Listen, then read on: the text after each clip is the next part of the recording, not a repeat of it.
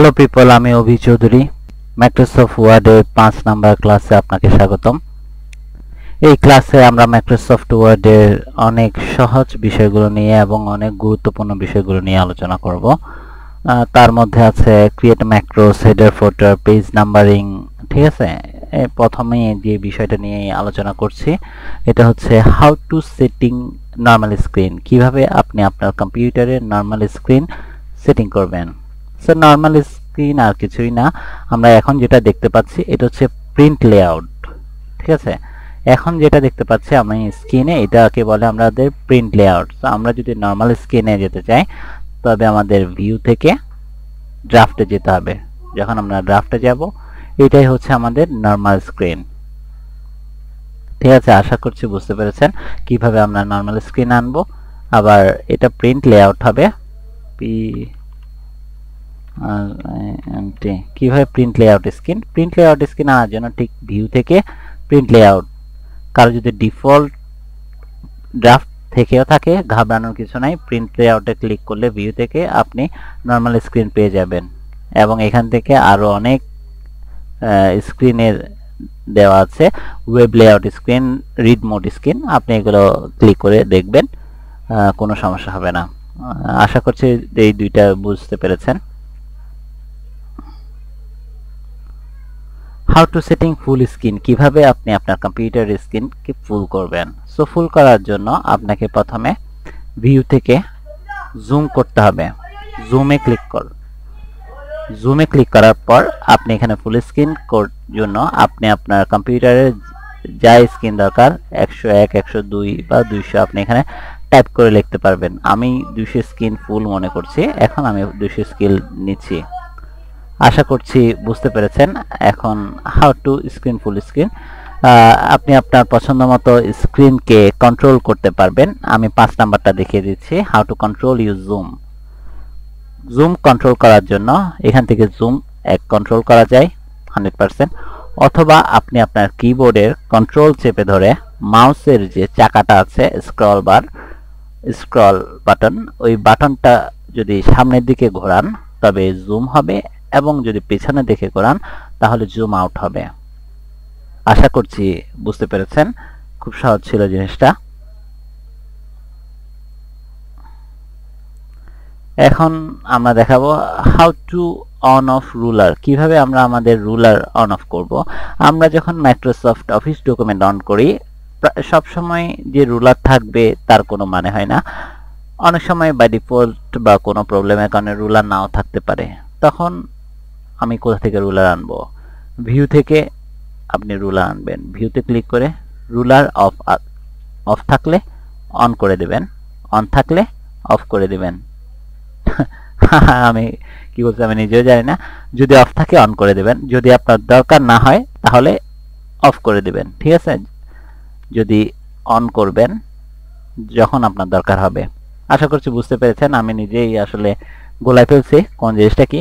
So total কথা হচ্ছে কিভাবে রুলার আনে এবং কিভাবে অন অফ করে, ভিউ থেকে রুলার অন অফ করা যায়। বুঝতে পেরেছেন। হাউ টু ক্রিয়েট এ ম্যাক্রোসটা কি? ম্যাক্রোসটা হচ্ছে এমন একটা জিনিস যেটার মাধ্যমে আপনি হাইড করতে পারবেন লেখাকে অন স্ক্রিন থেকে। আমি ম্যাক্রোস বলতে এইটাই বুঝি। সো চলুন দেখা যাক কি করা যায়। আমি এখানে প্রথমে সেভ করে ফেলছি, আমি এখানে কার্সারটা রাখলাম। এখন আমি ম্যাক্রোস ক্রিয়েট করব। ভিউতে ক্লিক, ম্যাক্রোসে ক্লিক, রেকর্ড ম্যাক্রোস থেকে আমি একটা ম্যাক্রোস নিচ্ছি, ডি আমার মনে করেন বন্ধুর নাম দেলোয়ার, ওর জন্য আমি একটা হিডেন একটা কোড রেডি করছি। ডিতে ক্লিক, সেটিং করে ওকে। এখন আমি ওর জন্য একটা কোড লিখছি।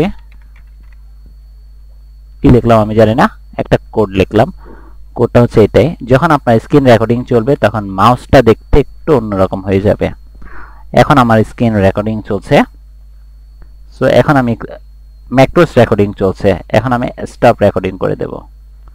আমি সেভ করব না, এর মধ্যে আগে সেভ করা ছাড়া আমি এই ফাইলটা ক্লোজ করে দেব।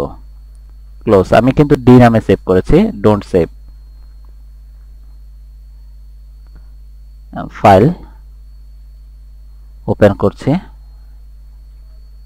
আমি যেটা লেখাটা লিখেছিলাম ওই লেখাটা কিন্তু নাই, ঠিক আছে। আমার বন্ধুকে দিলাম, ও বলল নাই, কিন্তু আমি ওকে সিক্রেটলি বলে দেব যে লেখাটা কোথায় আছে।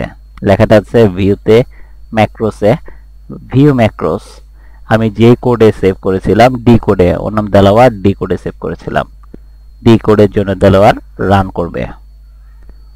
লেখাটা চলে এসেছে, ঠিক আছে। কোথায় আসলে আপনি বুঝেন না হয়তো।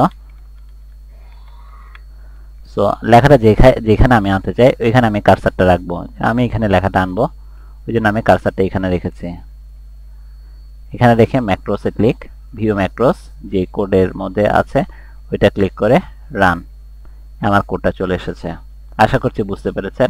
এইভাবে আপনি আপনার একটা ওয়ার্ড বা একটা সেন্টেন্স বা একটা প্যারাগ্রাফ যে কোনো কিছুকে একটা লেটারের মধ্যে বন্ধ করে রাখতে পারেন, একটা লেটারের মধ্যে লুকিয়ে রাখতে পারেন।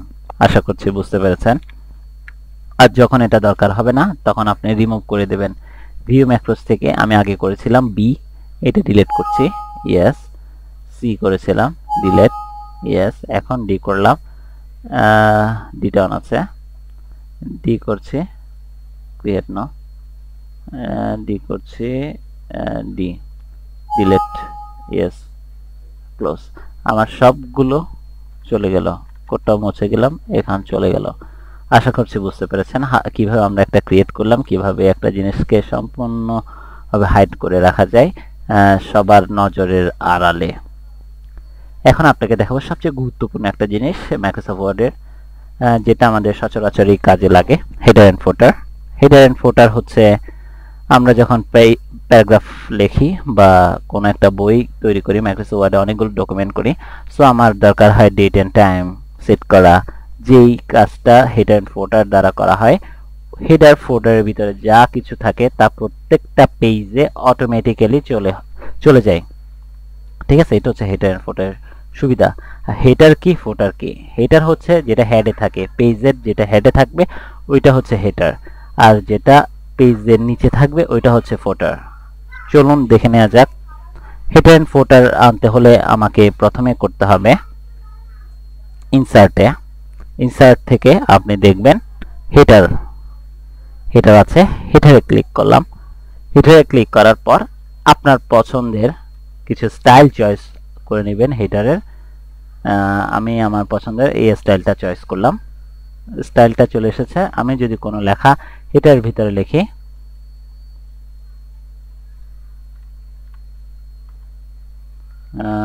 আমি কোন একটা লেখা লিখলাম, সাপোজ আমি অভি লিখলাম, হেডারের ভিতরে আমি অভি লিখলাম, ঠিক আছে। একটু বড় করে দেই। হেডারের ভিতরে আমি অভি লিখলাম। আমি যখন নেক্সট পেজে, একটা পরের পেজে চলে যাব, তখন আপনি দেখতে পাবেন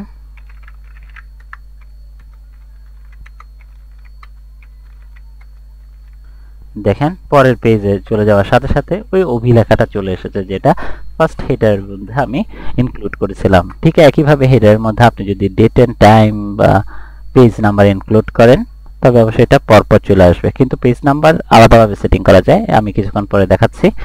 আমাদের পেজ নাম্বারিং এর 9 নাম্বার সেকশনে আছে।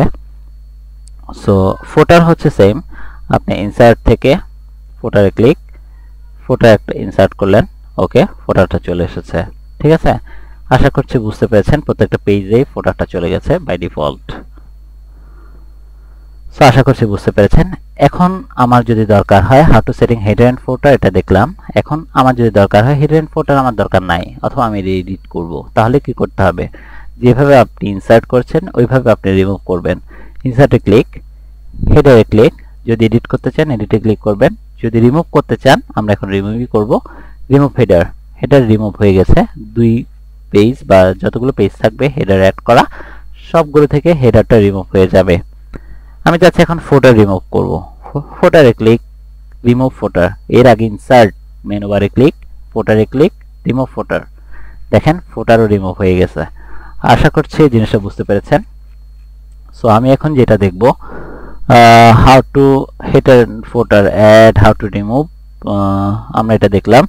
এখন আমরা দেখব how to set page number. Page number আমরা কিভাবে পেজে সেট করব।